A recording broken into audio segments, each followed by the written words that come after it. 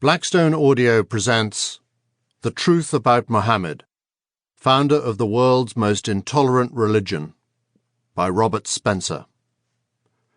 This book bears the following dedication: To those who persevere in the face of tyranny.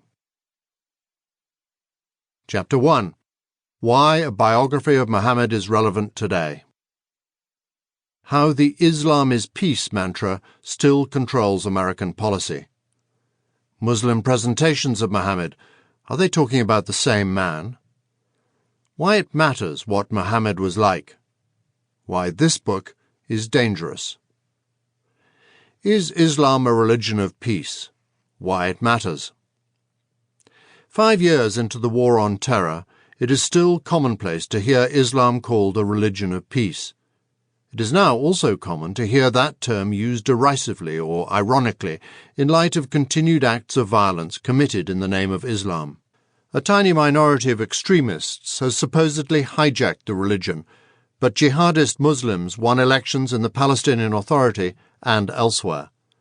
The new American-backed Iraqi and Afghan constitutions have enshrined Sharia, Islamic law, which includes the death penalty for Christian converts, as the highest law of the land, and the vast majority of peaceful Muslims show no signs of resisting or condemning the global Islamic jihad that is being fought in their name.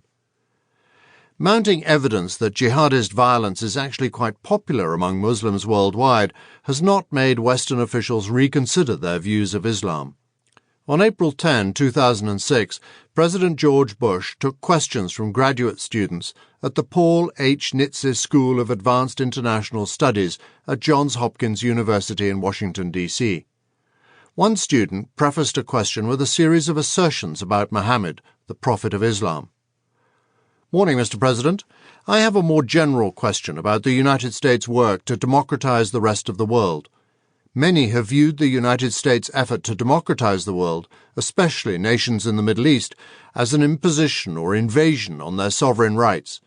Considering that it was, in fact, the Prophet Muhammad who established the first known constitution in the world, I'm referring to the constitution he wrote for the city of Medina, and that his life and the principles outlined in his constitution, such as the championing of the welfare of women, children and the poor, living as an equal among his people, dissolving disputes between the warring clans in Arabia, giving any man or woman in Parliament the right to vote, and guaranteeing respect for all religions, ironically parallel those principles that we hold most precious in our own constitution.